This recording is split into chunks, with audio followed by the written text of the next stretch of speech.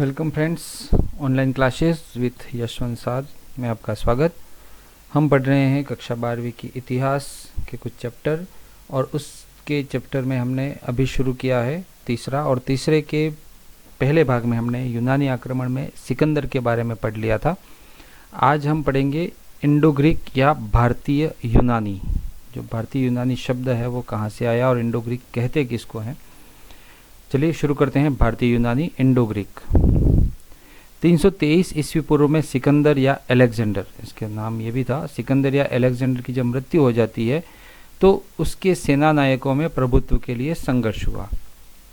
स्वाभाविक बात ये होनी ही थी।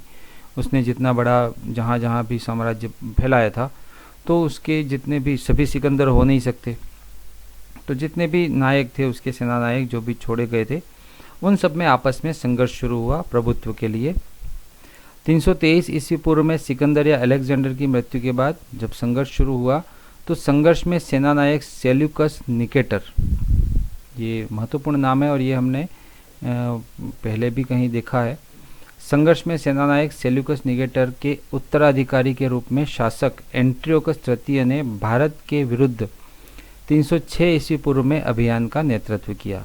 ये जो सेल्यूकस निकेटर था उसका उत्तराधिकारी शासक के रूप में एंटियोकस तृतीय जो था उसने भारत के विरुद्ध 306 ईस्वी पूर्व में अभियान का नेतृत्व किया। एक बार तो वो सिकंदर आया और सिकंदर ने यहाँ सबसे ये करके चला गया और फिर उसके बाद ही उसकी मृत्यु भी होगी, परंतु अब फिर वापस एंटियोकस तृतीय जो है वो यूनानी फिर से 306 ईस्वी पूर्व में भारत के विरुद्ध वापस आ रहा है। उसने काबुल की घाटी को पार करके सुभाग सेन को हराया। सबसे पहले उसने यहाँ पर जो बॉर्डर पर थे उधर सुभाग सेन उनको हराया एंटियोकस तृतीय ने। इसी समय से भारत में बैक्ट्रियन यूनानी राज्य की शुरुआत मानी जाती है। जब ये एंटियोकस तृतीय 306 ईस्वी पूर्व में जब इसने शुरुआत की थी तो इसी समय से भारत में बैक्ट्रियन यूनानी राज्य की शुरुआत मानी जाती है, क्योंकि हिंदू कुश पर्वत के पार उत्तरी अफगानिस्तान और ईरान के आसपास का क्षेत्र बैक्ट्रिया और पार्थिया दो प्रदेशों के नाम से जाना जाता था। ये जो जहाँ से आया है एंटियोकस तृतीय, ये उधर का जो इलाका था वो अफगानिस्तान और ईरान के आसपास को जो इलाका था वो बैक्ट्रिया और पार्थिया दो प्रदेशों के नाम से जाना जाता था। अब बैक्ट्रियन ही क्यों भारत में नाम आया, पार्थियन क्यों नहीं आया, वो भी आगे देखते हैं। परंतु यहाँ पर अभी हम इतना समझ लेते हैं कि इस समय से यानी 306 ईस्वी पूर्व से जब एंटियोकस तृतीय ने सुभाग सेन को हराया तो वहाँ से भारत में बैक्ट्रियन यूनानी राज्य की शुरुआत मानी जाती है। और बैक्ट्रियन शब्द कहाँ से आया, अफगानिस्तान और ईरान के आसपास का जो क्षेत्र है उसको बैक्ट्रिया और पार्थिया दो प्रदेशों के नाम से जाना जाता है। ओके, बैक्ट्रिया और पार्थिया अफगानिस्तान के और ईरान के आसपास का क्षेत्र है। और सुभाग सेन को जब एंटियोकस तृतीय ने हराया तो उस समय भारत में बैक्ट्रियन यूनानी राज्य की शुरुआत मानी जाती है। बैक्ट्रिया का क्षेत्र पश्चिमोत्तर क्षेत्र था जो उपजाऊ था और एंटियोकस तृतीय यहीं का राजा था। ठीक है, अब समझ में आ गया होगा आपको कि बैक्ट्रियन क्यों माना गया, क्योंकि एंटियोकस जो तृतीय था वो यहीं बैक्ट्रिया का राजा था, पार्थिया का नहीं था, इसलिए भारत में ये बैक्ट्रियन समय को उसको माना गया। यही बैक्ट्रियन यूनानी या यूनानियों की बैक्ट्रियन शाखा जिन्होंने भारत के पश्चिम उत्तर को आधार बना करके प्रवेश किया, अंत में भारतीय समाज में घुल मिल करके यूनानी जो भारतीय यूनानी या इंडो ग्रीक के नाम से जाने गए। अब इंडो ग्रीक या भारतीय यूनानी क्या है ये यहाँ पर इसको समझने का है, ध्यान दीजिएगा।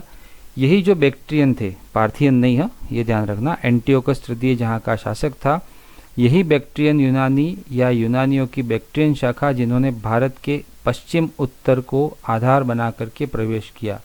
पश्चिम उत्तर को आधार बना करके जहाँ से पहले भी आक्रांत आए थे प्रवेश किया और अंत में भारतीय समाज में घुल मिल करके यूनानी जो भारतीय यूनानी या इंडो ग्रीक के नाम से जाने गए।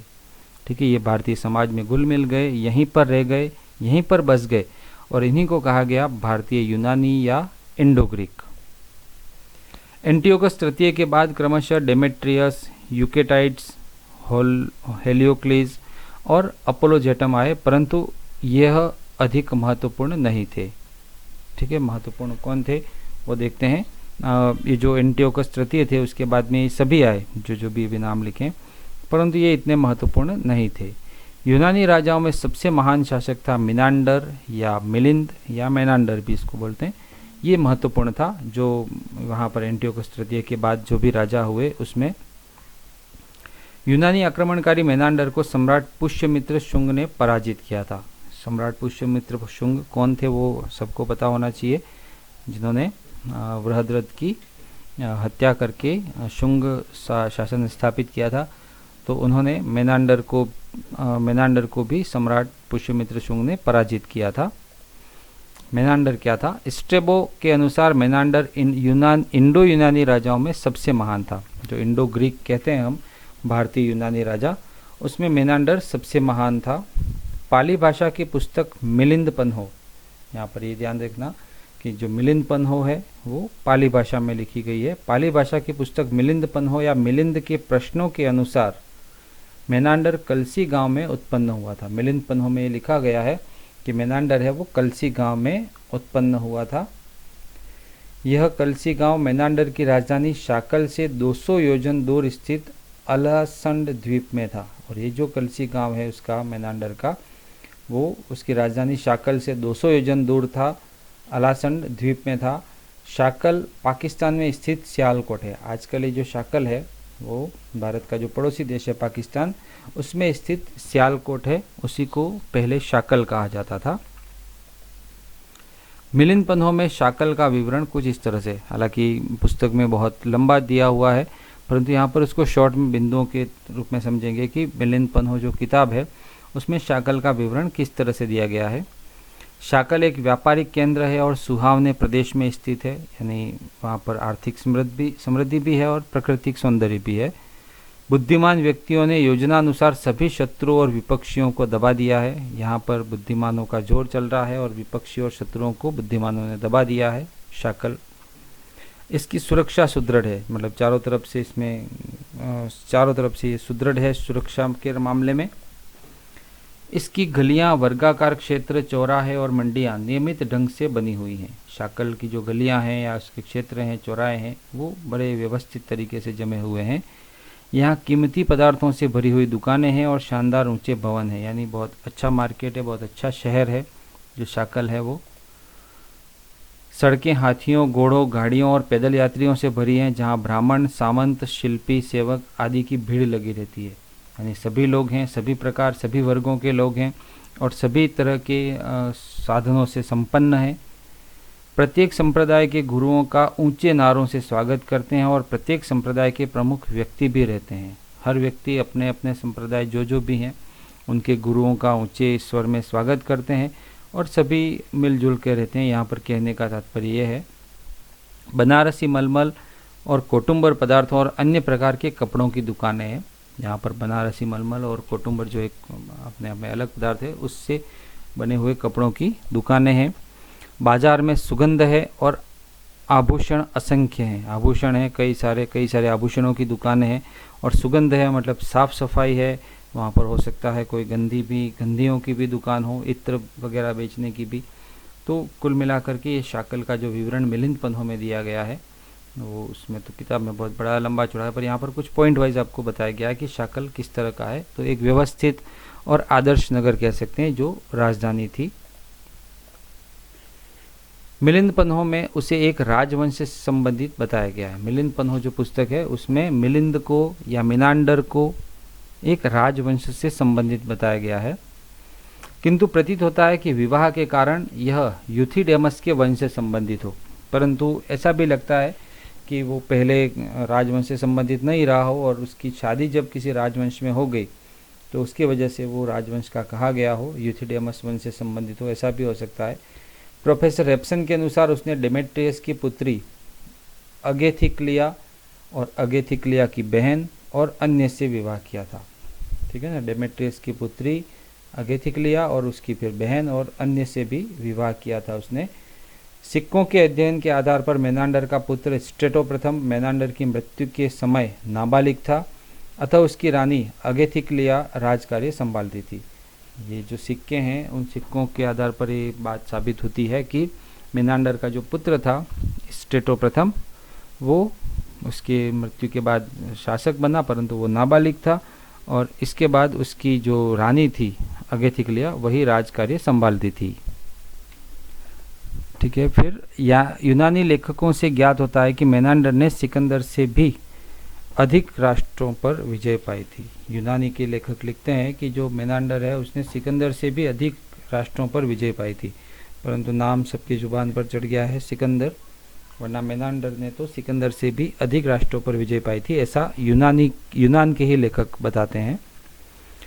उसके कई प्रकार के सिक्कों से यह निष्कर्ष निकाला गया है कि वह कई राज्यों का शासक था। उसके जो सिक्के थे, अब सिक्कों के आधार पर ये बता सकते हैं कि कहीं पर कोई खुदाई में सिक्के मिले, वो यहाँ का राजा यहाँ का राजा, तो ऐसे अलग अलग जो सिक्के मिले इन आधार पर ये कहा जाता है कि वह कई राज्यों का शासक भी था मेनांडर। उसके सिक्के उत्तर प्रदेश के पश्चिमी जिलों से और काठियावाड़ से भी प्राप्त हुए हैं। जो मेनांडर है उसके सिक्के उत्तर प्रदेश के जो पश्चिमी जिले वहाँ से भी, और काठियावाड़ आ गया इधर गुजरात की साइड में, तो वहाँ से भी उसके सिक्के प्राप्त हुए हैं। पंजकोर और स्वात नदियों के संगम से 20 मील पश्चिम की ओर खरोष्ठी में अभिलेख मिले हैं जो मेनांडर के राज्य का उल्लेख करते हैं। ये पंजकोर और स्वात नदियाँ अभी वर्तमान में पाकिस्तान में है, तो वहाँ जो ये नदियाँ मिलती हैं वहाँ से 20 मील पश्चिम की ओर, यानी और उधर जाएं अफगानिस्तान या उधर और आगे जाएं, तो वहाँ पर खरोष्ठी में अभिलेख मिले हैं, खरोष्ठी लिपि में, जो मेनांडर के राज्य का उल्लेख करते हैं, यानी उधर अफगानिस्तान के उधर तक उसका राज्य साम्राज्य फैला हुआ था। यहाँ अभिलेखों की मंजूषा में 2 वर्ग मिले हैं। ये जो अभिलेख मिले हैं वहाँ पर, तो वहाँ पर 2 वर्ग मिले हैं। और ये जो शाक्य मुनि बुद्ध हुए थे हमारे भारत में, गौतम बुद्ध, महात्मा बुद्ध, भगवान बुद्ध, उनके कुछ अवशेषों को पूजा के लिए मंजूषा में रख दिया गया था। उसे पहले मेनांडर के सामंत व्याकमित्र ने और फिर उसके पुत्र या पौत्र ने प्रतिष्ठित किया था उन अभिलेखों की जो मंजूषा है उन मंजूषा में। तो ये बुद्ध का बहुत मानने वाला रहा होगा, ऐसा इससे हम अनुमान लगाते हैं, पर आगे और देखेंगे कि वो उसका कौन सा धर्म था और उसने कौन सा धर्म माना था। पर यहाँ जो अभिलेख मिले हैं और मंजूषा मिली है वहाँ पर ये है कि जो बुद्ध के जो साक्ष्य थे, अवशेष थे, उनको पूजा के लिए मंजूषा में रख दिया गया था। इससे पेशावर और संभवतः ऊपरी काबुल घाटी पर मेनांडर के अधिकार का संकेत मिलता है। तो ये जो अभिलेख हैं और वहाँ पर ये जो साक्ष्य मिले हैं, इससे पता चलता है कि ऊपरी काबुल घाटी पर और पेशावर पर मेनांडर का अधिकार था। मिलिंद पन्हो के अनुसार मेनांडर बौद्ध धर्म का अनुयायी बन गया। मिलिंद पन्हो जो पुस्तक है उसमें लिखा गया है कि मेनांडर है वो बौद्ध धर्म का अनुयायी था। पुष्यमित्र शुंग के अत्याचार से त्रस्त बौद्ध भिक्षुओं के लिए मेनांडर का शाकल स्थित दरबार आश्रय स्थल बन गया था। पुष्यमित्र जो शुंग था उसके अत्याचार से त्रस्त, उसने बौद्धों को यहाँ से बहुत ज़्यादा प्रताड़ित किया, बहुत मारा। तो अत्याचार से जब त्रस्त हो गए थे बौद्ध भिक्षु, तो उन बौद्ध भिक्षुओं के लिए एक ही शरण बची थी और वो थी मेनांडर का शाकल स्थित दरबार। शाकल उसकी राजधानी थी, वहाँ मेनांडर के दरबार में वो बौद्ध भिक्षुओं को आश्रय मिलता था। दिव्यावदान में कहा गया है कि पुष्यमित्र ने घोषणा की थी कि जो व्यक्ति शाकल स्थित किसी बौद्ध भिक्षु का सिर उसे लाकर देगा उसे 100 दिनार दिए जाएंगे। पुष्यमित्र देखो कितना उन बुद्ध जो भिक्षु थे उनके ऊपर ऐसा उसने बर्ताव किया था कि शाकल में जो भी आश्रय ले चुके हैं उनका भी अगर कोई सिर लाकर काट करके ला करके देगा तो उसको 100 दिनार दिए जाएंगे, ऐसी उसने इनामी घोषणा कर रखी थी पुष्यमित्र ने। मेनांडर कट्टर बौद्ध था जिसने भिक्षुओं को आश्रय दिया था। अब यहाँ पर एक बात और समझने लायक होगी कि मेनांडर जो भारतीय यूनानी था, ठीक है ना, उसने बौद्ध धर्म ग्रहण कर लिया था और वो कट्टर बौद्ध था और उसने भिक्षुओं को आश्रय दिया था। और पुष्यमित्र शुंग यहीं का था, स्थानीय राजा था, इस देश का निवासी था और गौतम बुद्ध या बौद्ध धर्म यहीं से निकला था, भारत से ही। तो मेनांडर ने तो आश्रय दिया था बौद्ध भिक्षुओं को, पर यहाँ के राजा ही उन बौद्ध भिक्षुओं का सिर काट करके लाने वाले को 100 दिनार दे रहे थे, है ना, अजीब बात। मिलिंद पन्हो में मेनांडर और बौद्ध विद्वान भिक्षु नागसेन के बीच का वार्तालाप है। मिलिंद पन्हो जो किताब है उसमें मेनांडर और बौद्ध विद्वान जो भिक्षु हैं नागसेन, उनके बीच का वार्तालाप है, जिसमें मेनांडर ने अध्यात्म शास्त्र और दर्शन संबंधी कई प्रश्न नागसेन से पूछे। मेनांडर ने जो प्रश्न पूछे हैं और नागसेन ने जो उत्तर दिया है वो मिलिंद पन्हों में लिखा हुआ है, और सभी प्रश्नों के संतोषजनक उत्तर मिलने के बाद मेनांडर है उन्होंने बौद्ध धर्म ग्रहण कर लिया, वो बौद्ध बन गए। मिलिंद पन्हों में कहा गया है कि मेनांडर परिनिर्वाण से 500 वर्ष पश्चात भी जीवित रहा। ये किंवदंती भी हो सकती है, पर क्योंकि कोई व्यक्ति मरने के बाद 500 साल तक कैसे जीवित रह सकता है, परंतु मिलिंद पन्हों में कहा गया है कि मेनांडर परिनिर्वाण से 500 वर्ष पश्चात तक भी जीवित रहा था। प्रोफेसर रेप्सन के अनुसार एक महान और न्यायप्रिय शासक के रूप में मेनांडर की ख्याति देश विदेश में थी। प्रोफेसर रेप्सन ने कहा है कि एक महान और न्यायप्रिय राजा के रूप में मेनांडर भारत में नहीं अन्य विदेशों में भी उसका प्रसिद्धि थी। प्लूटार्क के अनुसार उसकी मृत्यु के पश्चात अवशेषों की रक्षा के लिए साम्राज्य के नगरों में स्पर्धा हुई थी। जिस तरह से बुद्ध के अवशेष के लिए सभी नगरों में स्पर्धा हुई, ठीक वैसे ही जब मेनांडर की मृत्यु हुई तो प्लूटार्क के अनुसार उसकी मृत्यु के पश्चात अवशेषों की रक्षा के लिए साम्राज्य के नगरों में कंपटीशन हुआ था कि कौन ज़्यादा उन अवशेषों की रक्षा करेगा। तो इसकी महानता यहीं से सिद्ध हो जाती है। रेप्सन ने लिखा है कि इस प्रकार मेनांडर ने केवल एक महान विजेता के रूप में ही नहीं बल्कि उपनिषदों में वर्णित कुरुवंशी जन्मेजय और विदेह शासक जनक की भांति एक दार्शनिक के रूप में भी ख्याति प्राप्त की थी। अब यहाँ पर दो चीज़ों का मेल है, एक तो साम्राज्य विस्तार और दूसरा विदेह शासक जनक की भांति। विदेह शासक जनक यानी जिन्होंने सांसारिक मोहमाया में रहते हुए भी सांसारिक मोहमाया को त्यागा हुआ था। तो रेप्सन ने बराबर लिखा है कि मेनांडर एक महान विजेता के रूप में ही नहीं बल्कि उपनिषदों में वर्णित कुरुवंशी जन्मेजय और विदेह शासक जनक जो सीता के पिताजी माने जाते हैं, और सीता का जहाँ विदेह, उनको वैदेही भी इसीलिए कहते हैं क्योंकि उनका राज्य था, तो उनकी भांति एक दार्शनिक के रूप में भी ख्याति प्राप्त की, ऐसा रेप्सन ने लिखा है। यूनानी आक्रमण के प्रभाव, भारत पर क्या प्रभाव पड़े और इस यूनानी आक्रमण जो हम आत्मसातीकरण कई बार आया, अभी तक तो हमने आक्रमण ही देखा क्योंकि पहले हमने सिकंदर पढ़ा इसके पहले के वीडियो में, और अभी हम भारतीय यूनानी पढ़ रहे हैं और यहाँ तक आक्रमण ही आए, पर अब प्रभाव जो आत्मसातीकरण की बात है वो यहाँ आती है। यूनानियों से क्या आत्मसातीकरण हुआ।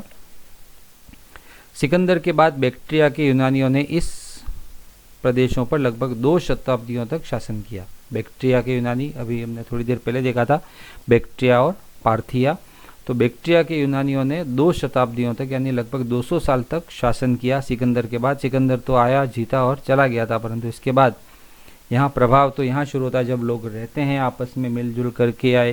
जैसे हम भी कहीं किसी के साथ 2 दिन 4 दिन रह जाते हैं तो वो हमारे बारे में काफ़ी कुछ जान लेता है, हम उसके बारे में काफ़ी कुछ जान लेते हैं, पर केवल आने जाने से या संपर्क इतना ज़्यादा घनिष्ठ ना हो तो नहीं सीख सकते। पर यहाँ 200 साल तक शासन किया तो काफ़ी प्रभाव पड़ा। अतः सांस्कृतिक आदान प्रदान के लिए यह समुचित समय था। जो संस्कृतियाँ थी भारत की और उनकी, उनमें आदान प्रदान काफ़ी हुआ। यूनानी विशेषताएं भारत में ही आत्मसात होकर के मुख्य धारा में विलीन हो गई। यूनान की जो विशेषताएं थी वो भारत में आत्मसात हो गई और फिर वो मुख्य धारा में विलीन हो गई। ये इस देश की संस्कृति है, सदियों से रही है कि जहाँ कहीं भी अच्छी चीज़ें मिलती हैं वो ग्रहण कर देती है ये संस्कृति, और जो बुरी चीज़ें हैं उनको नकार देती है। इसलिए इस देश में की जो संस्कृति है वो आज भी विद्यमान है और भविष्य में भी रहेगी। इसमें कोई ऐसा नहीं है कि नहीं हम यही करेंगे, ऐसा नहीं। जो अच्छा लगता है जो वो अपना लिया जाता है।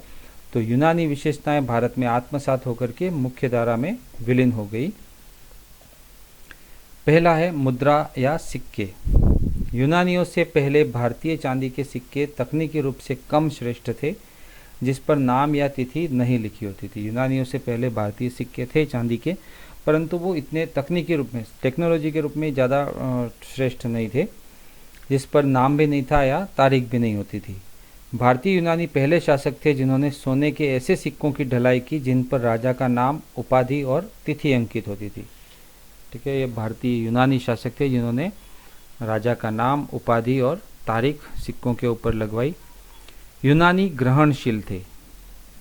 ठीक है, वो भी दूसरों की चीज़ों को ग्रहण करते थे, इसलिए वे कभी कभी भारतीय मौद्रिक तकनीकी को अपना कर भी प्रयोग करते थे। ठीक है, ये भी उनमें विशेषता थी। तो कुछ विशेषताएं उनसे भारत में आई, कुछ विशेषताएं यहाँ से उनमें गई, तो यही आत्मसातीकरण है। अगला है कला और मूर्तिकला में आत्मसातीकरण। भारतीय यूनानियों ने उत्तर पश्चिम भारत में हेलेनिस्टिक कला से परिचय कराया। ये भारतीय यूनानियों की, या उधर से हम कहें कि बैक्ट्रियों की कला है हेलेनिस्टिक कला। भारतीय और यूनानी मिश्रण से, एक तो हेलेनिस्टिक कला जो उनकी थी यूनानियों की, और भारतीय और यूनानी के मिश्रण से उत्तर पश्चिम कला की एक प्रसिद्ध नई शैली बनी, और जिसको कहा गया गांधार शैली। तो कभी आपसे पूछा जाए कि गांधार शैली किसका मिश्रण है, तो एक तो हेलेनिस्टिक कला और एक भारतीय शैली, इन दोनों का मिश्रण गांधार शैली है। और गांधार भी नाम इसलिए क्योंकि ये अफगानिस्तान में उधर पड़ता है। ये हमारे महाभारत काल में या जनपद काल में भी इसका नाम था, एक प्रमुख जनपद रहा था गांधार। भारतीय यूनानी शासन ने खगोल शास्त्र, साहित्य, भवन निर्माण और धर्म के क्षेत्र में भी अपनी छाप छोड़ी। यूनानियों के जो शासन था या उनकी जो विद्या थी, जैसे खगोल, साहित्य, भवन निर्माण और धर्म के क्षेत्र में भी अपनी छाप छोड़ी। अगला है व्यापार और वाणिज्य। नए जल और थल मार्ग खुलने से भारत और यूनान के बीच व्यापार वाणिज्य का विस्तार हुआ। नए जल थल के मार्ग खुले, जिससे भारत और यूनान के बीच व्यापार और वाणिज्य का विस्तार हुआ। भारतीय रत्न, हाथीदांत, मसाले और अच्छे वस्त्रों की यूनान में मांग थी, यानी ये चीज़ें यहाँ से यूनान भेजी जाती थी। कौन कौन सी? रत्न, हाथीदांत, मसाले और अच्छे वस्त्र। और यूनान से आने वाली विलास सामग्री और श्रृंगार प्रसाधन, यूनान जो था वहाँ से विलास की सामग्री यानी जो ऐश आराम की सामग्री और श्रृंगार के प्रसाधन, जो भी मेकअप की चीज़ें हैं, उन सभी वो वहाँ भारत में उनकी भरमार हो गई थी। तो यहाँ से जाने वाली चीज़ें थी, निर्यात की जाने वाली भारतीय रत्न, हाथीदांत, मसाले और अच्छे वस्त्र, और आयात की जाने वाली चीज़ें थी विलास की सामग्री और श्रृंगार की प्रसाधन। एंटियोकस चतुर्थ ने तो 166 ईस्वी पूर्व में यूनान में भारतीय सामग्री की प्रदर्शनी का भी आयोजन किया था। देखिए कितनी बड़ी बात है कि यूनान में भारतीय सामग्री का वहाँ प्रदर्शनी लगाई गई थी एंटियोकस चतुर्थ ने 166 ईस्वी पूर्व में। उस समय लगभग 30 भारतीय यूनानी शासकों के नाम के सिक्के प्राप्त हुए हैं, और वहाँ पर 30 भारतीय यूनानी शिक्षकों इंडो ग्रीक के सिक्के प्राप्त हुए। उत्तर में काबुल और दिल्ली के निकट मथुरा में मीनांडर के सिक्के प्राप्त हुए हैं। तो इस आधार पर हम काफ़ी कुछ इसका साम्राज्य बड़ा मान सकते हैं। इन सिक्कों पर यूनानी भाषा में अनुश्रुतियाँ अंकित हैं। बाद में खरोष्टी और ब्राह्मी लिपि भी मिलती है। देखिए अभी हमने मिलिंद पन्हो देखा था, वो पाली भाषा में लिखा हुआ था, पर बाद में खरोष्टी और ब्राह्मी लिपि भी मिलती है। चांदी के सिक्कों के ढालने की भारतीय यूनानी तकनीक कारीगरी का एक अच्छा उदाहरण है। भारतीय यूनानी तकनीक, यहाँ पर ना तो भारतीय है ना यूनानी है, अब ये नई तकनीक आ गई। भारतीय यूनानी तकनीक चांदी के सिक्कों को ढालने की एक अच्छी कारीगरी है, क्योंकि दो सभ्यताएं या दो संस्कृतियों का जब मिलन होता है, यूनान की सभ्यता और भारत की सभ्यता, तो एक नई चीज़, नई कारीगरी सामने आती है। इस तकनीक का प्रभाव स्थानीय शासकों के सिक्कों पर भी पड़ा और बड़े क्षेत्र में उनका प्रचलन हुआ। और आगे के जो महाराजा हुए, जैसे गुप्त में जितने भी राजा होते हैं, तो कहीं ना कहीं इन चीज़ों का प्रभाव उनकी जो सिक्के हैं उनके ऊपर पड़ता है। चलिए अगला प्रभाव है सांस्कृतिक प्रभाव और विलीनीकरण। Doctor JN. बैनर्जी के अनुसार भारत की द्वितीय यूनानी विजय सिकंदर की विजय से अधिक महत्वपूर्ण थी। द्वितीय यूनानी विजय कौन सी? एक तो सिकंदर जो पहले आया था और पोरस से लड़ाई करी और फिर वो चला गया, लेकिन जब उसके सेना नायकों में ये जब संघर्ष शुरू हुआ और फिर यहाँ पर दूसरी बार जब सेल्यूकस निकेटर के उत्तराधिकारी के रूप में जो एंटियोकस तृतीय ने 306 ईस्वी पूर्व में जब भारत का अभियान किया था, वो विजय महत्वपूर्ण है। ठीक है, एंटियोकस तृतीय की विजय जो है वो सिकंदर की विजय से भी अधिक महत्वपूर्ण है। और क्यों है? क्योंकि इसका सांस्कृतिक प्रभाव और विलीनीकरण हुआ। यहाँ पर यूनानी सभ्यता और भारतीय सभ्यता में ये आत्मसातीकरण हुआ, इसलिए ये महत्वपूर्ण है। क्योंकि सिकंदर आया और चला गया जीत करके, परंतु यहाँ पर जो 200 साल तक रहे और भारतीय यूनानी जो नाम आया, ये इसका ज़्यादा महत्व है। 2 शताब्दियों तक भारतीय और यूनानी में सांस्कृतिक संबंध रहे और दोनों की एक दूसरे पर प्रतिक्रिया हुई। दोनों भारतीय और यूनानी दोनों पर एक दूसरे की प्रतिक्रिया हुई। 2 शताब्दियों तक यहाँ रहे, 200 साल। असंख्य यूनानी भारतीय धर्मों के अनुयायी बन गए और कई सारे लोग यूनानी जो थे वो भारतीय धर्मों के अनुयायी बन गए। यूनानियों ने भारतीय ढंग को अपनाया और वह भारतीय भूमि की उपज ही बन गए। और ये जो यूनानी थे जो वहाँ से आए और यहाँ पर भारत का ढंग अपनाया और भारतीय भूमि की ही उपज बन गए। अंत में यूनानी विशेषताएं भारत में ही आत्मसात होकर के भारतीय समाज और संस्कृति की मुख्य धारा में विलीन हो गई। जो भी यूनानी विशेषताएं थी वो भारत में ही आत्मसात हो गई और भारतीय समाज और संस्कृति की मुख्य धारा में विलीन हो गई। इस तरह से यूनानी या भारतीय यूनानी का आक्रमण और आत्मसातीकरण हमने इस वीडियो में देखा। आगे के वीडियो के लिए फिर से हम मिलेंगे। तब तक के लिए आपका बहुत बहुत धन्यवाद। कमेंट, लाइक, शेयर, सब्सक्राइब ज़रूर कीजिएगा। मिलते हैं अगले वीडियो में।